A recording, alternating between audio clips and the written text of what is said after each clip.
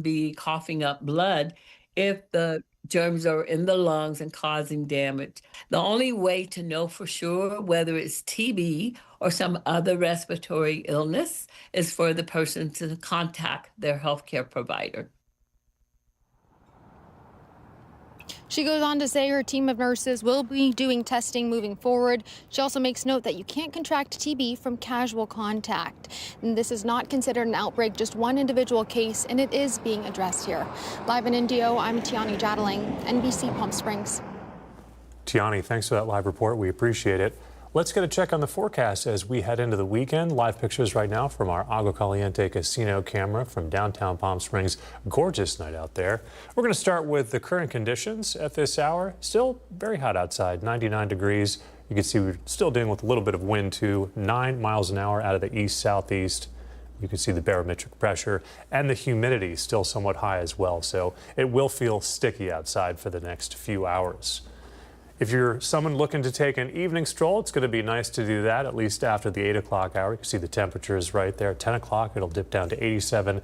And then right around midnight, might be a little bit late for a walk, but depending on who you are, 84 degrees. So it should be a nice night to take a stroll. Here's a look at the winds that we were talking about. As you can see in Palm Springs, it's 10 degrees, a little bit higher in Indio. As we move north to 29 Palms, you can see it's 13 miles per hour out of the south and southwest. And then Big Bear at 14 miles per hour.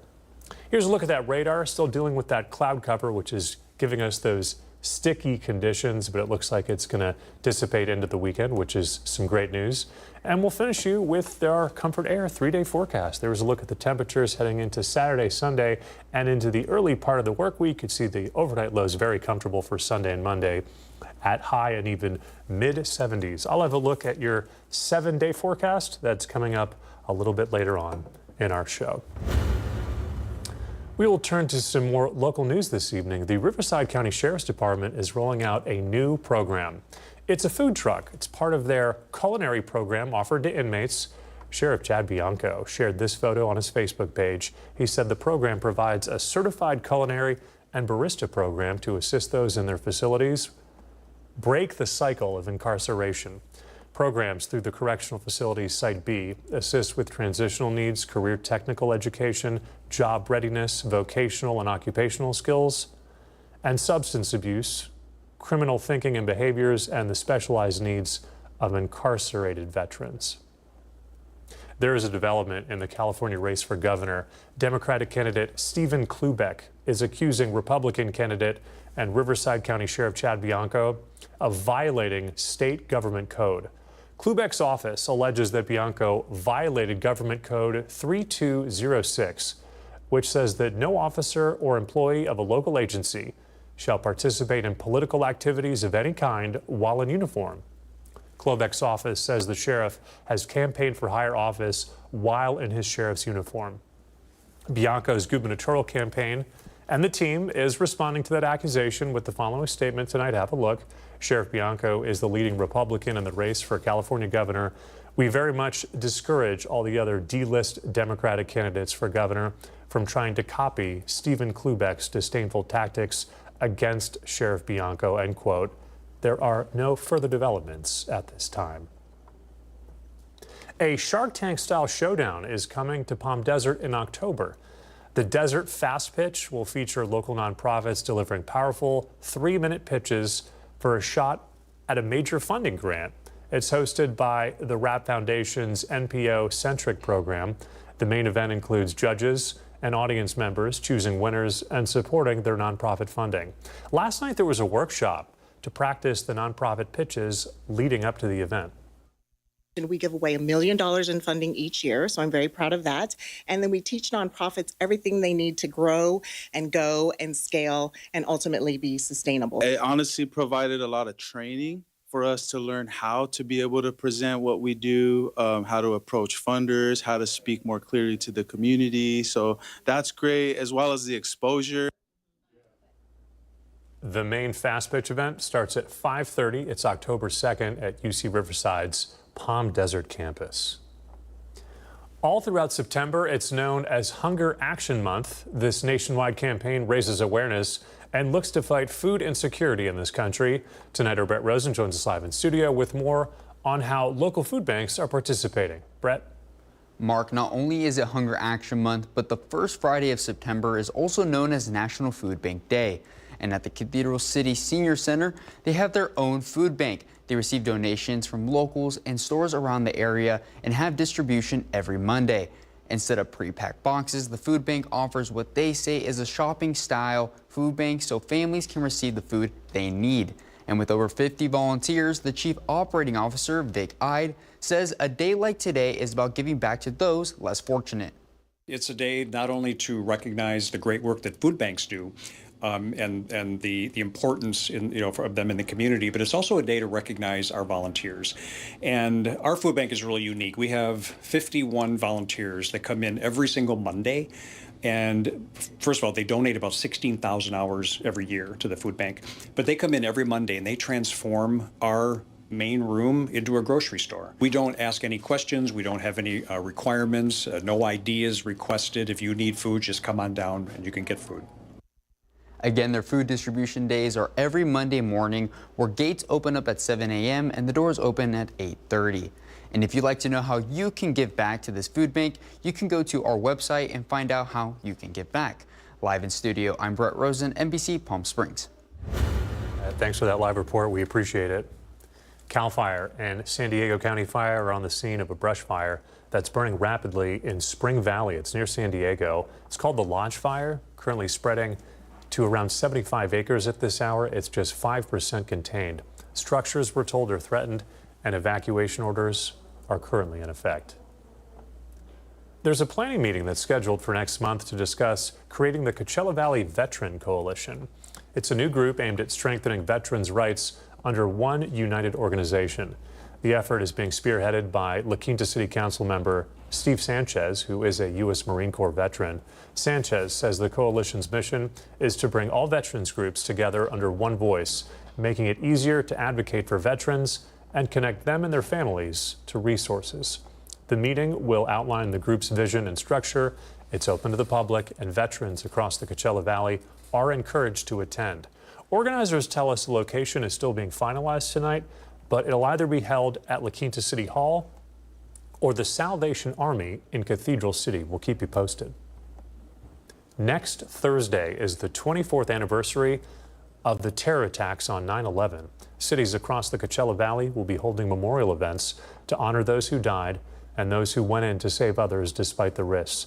In Palm Springs at Fire Station 2, the community will gather for a reflective ceremony. It starts at 8:30. Breakfast will be provided. And then we'll move to the city of Indio, who is inviting the community to gather at Miles Park. It's also going to act as a groundbreaking ceremony for a new 9/11 memorial at the park. It's said to be a 12-foot tall steel artifact from the former World Trade Center. That's happening at 9 o'clock in the morning at Miles Avenue Park on Thursday. And in La Quinta, the city will hold a candlelight vigil in the evening over at Civic Center campus. That's scheduled for 7 p.m. Coming up next here on this Friday evening, President Donald Trump signs a new executive order. We'll tell you how it'll affect the Defense Department. And it's Friday Night Lights with tough football matchups happening all throughout the Valley. We're live tonight in La Quinta with a preview that's coming up a little bit later on in sports. But first tonight, we have a look at your gold and silver prices. You're watching NBC Palm Springs at 6 o'clock on this Friday evening, and we're back right after this.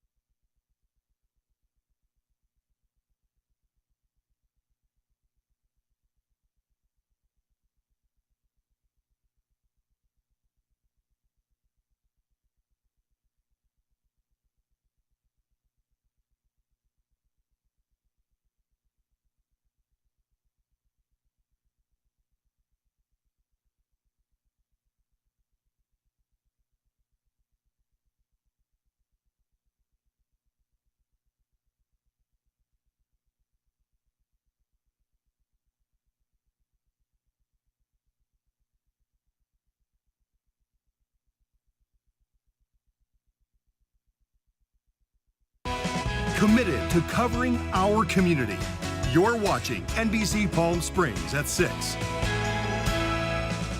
President Donald Trump signed an executive order today rebranding the Department of Defense to the Department of War. This is not a name change, since that would require an act from Congress, but instead restores the use of Department of War as a secondary title. The executive order also authorizes the Secretary of Defense, Pete Hegseth, to use the title of Secretary of War. We've been talking about this Department of War. So we won the First World War, we won the Second World War, we won everything before that and in between, and then we decided to go woke and we changed the name to Department of Defense. So we're going Department of War. This was Donald Trump's 200th executive order since returning to office, according to White House Staff Secretary Will Scharf, more than former President Biden and former President Barack Obama. U.S. Navy vessels are in Puerto Rico for military exercises over the weekend. The vessels, as you can see there, arrived today at El Faro Beach in the town of Arroyo. The pair of amphibious vehicles were loaded with armored vehicles from the Marines. Several helicopters also arrived in the area. Earlier this week, it was confirmed that military operations have been underway in southern Puerto Rico since August 31st. According to the U.S. Armed Forces, these exercises aim to strengthen the Marines' readiness and their capabilities. Students across the nation staging a school walkout today to demand action on gun control. The walkouts are in part of a response to last week's fatal shooting at a Minnesota church. In St. Paul, students marched from the school to the state capitol building. Organizers of the walkout say they're pushing for lawmakers at the state and federal level to pass bans on assault weapons and high-capacity magazines. In North Carolina, students walked out as well. Earlier this year, their state's House of Representatives voted to repeal a concealed carry rule. That bill, which was vetoed by the governor, would have allowed people over the age of 18 to carry guns without a concealed carry permit. Florida's new immigrant detention facility, dubbed Deportation Depot, is now receiving detainees. The facility is located at the state's Baker Correctional Institution, a temporarily closed state prison that's west of Jacksonville. Currently, the site is housing 117 detainees, but the office of Florida Governor Ron DeSantis says it has the capacity to hold 1,500 people. This is the second immigrant detention facility the state has opened to follow the controversial facility in the Everglades known as Alligator Alcatraz. Florida officials say they're considering the addition of a third detention site in Florida's Panhandle. In some consumer news this evening, the dollar weakened today, a drop of 0.7% in the dollar index. It represents its lowest level in more than a month. The index measures the U.S. dollar's strength against 6 major foreign currencies. The weakening comes after new government data showed job growth slowed to a crawl last month. This softer job data reinforced expectations that the Federal Reserve could in fact cut interest rates later this month. Giving you a live look on this Friday evening from our Indian Wells Golf Resort camera. We have that all-important 7-day forecast and a look at how temperatures are looking for the early part of the next work week. I'll have the details on the other side of this break. Don't go anywhere.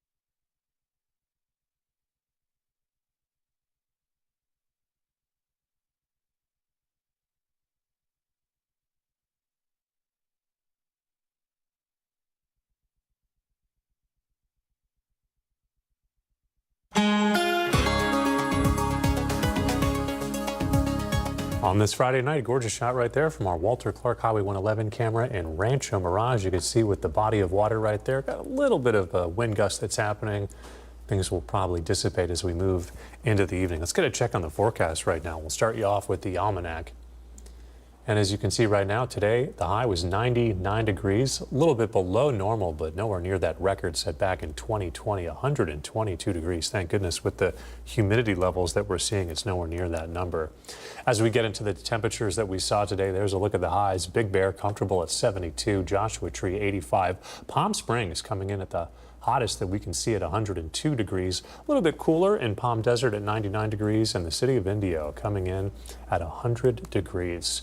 Here's a look at some of the lows that we're going to see tonight. Big Bear approaching that level where things could almost get snowy. Not quite there yet, but 42 degrees. Joshua Tree at 68. Cabazon, you'll be seeing 71 degrees, a little bit chillier, in Idlewild at 59. Palm Desert with a nice 77. And Thousand Palms this evening, 75 degrees. Here's a look at the high temperatures we can expect tomorrow. Pretty similar to today. I think the big question is going to be whether those high humidity levels are going to be sticking around. There's a look at the charts right there. Still a little bit sticky. I think things are going to get a little bit better as we head into Sunday and the early part of the next work week. So we'll keep you posted on that forecast. But there it is, the all-important 7-day. You can see we have temperatures going from 100 to 104 into next Monday, but we're really keeping our eyes once we get to Tuesday into Friday. Look at those overnight lows into the low 70s, just where we want those temperatures. We're going to take a quick commercial break and we're back right after this.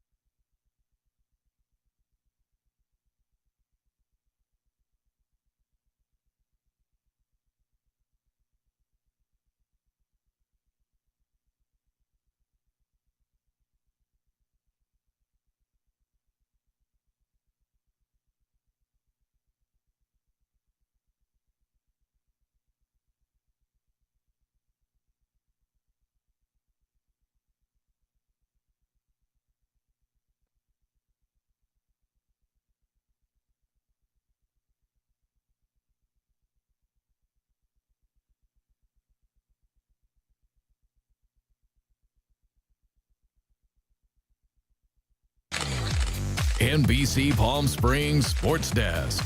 Brought to you by Agua Caliente Casinos. We have your game.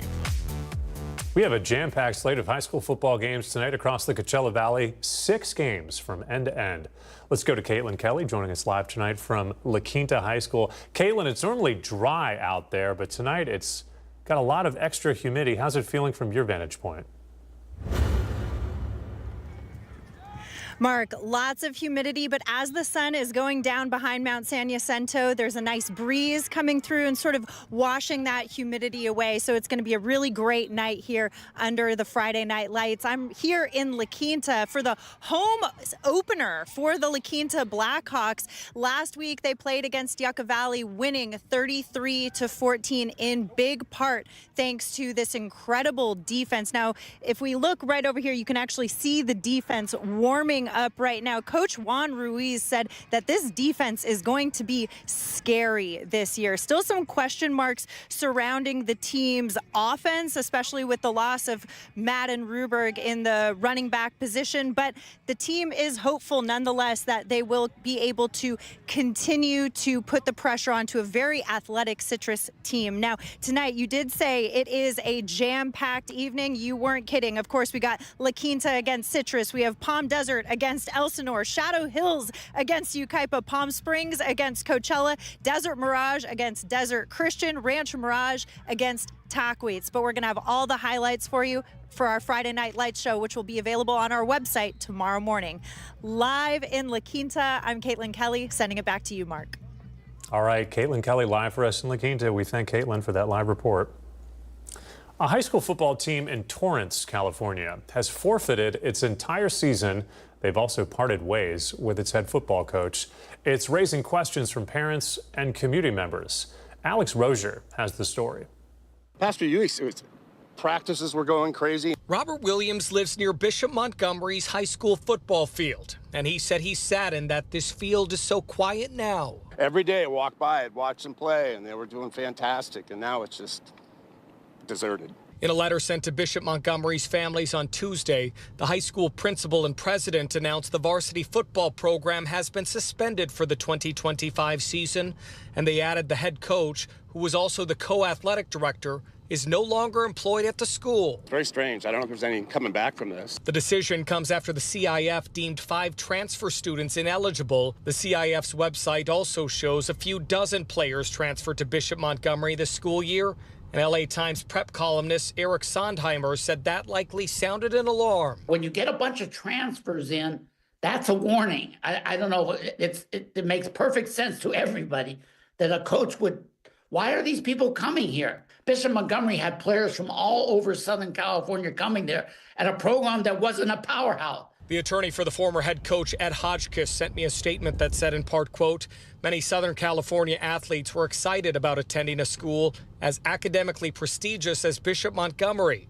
For some of these athletes, this was a once-in-a-lifetime educational opportunity to get one of the best educations in the area while also enjoying the added benefit of playing football at a competitive level. But with the varsity season now suspended, some wonder if the students can play elsewhere.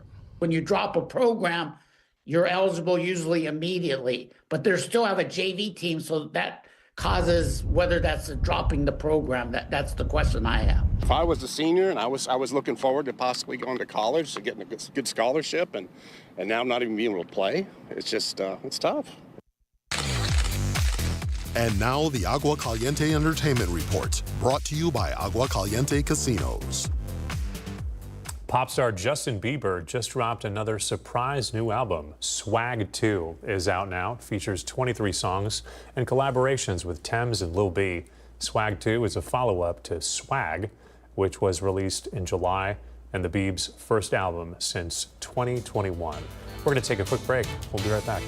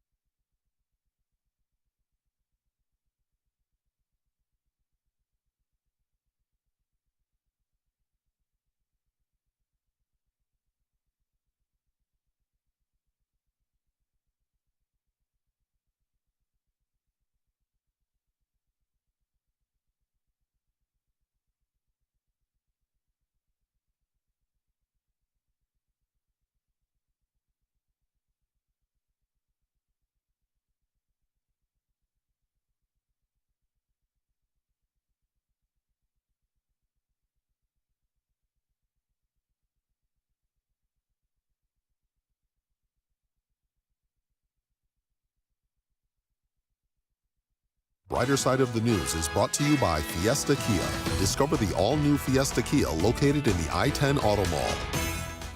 The lightsaber used by Darth Vader in the original Star Wars movies has just sold at auction for more than $3.6 million. According to the auction site Prop Store, the iconic red lightsaber sold at auction for $3,654,000. It happened yesterday. Bidding for that lightsaber started yesterday morning at 10 o'clock, where the prop was expected to sell anywhere between $1 and $3 million, so it exceeded that estimate.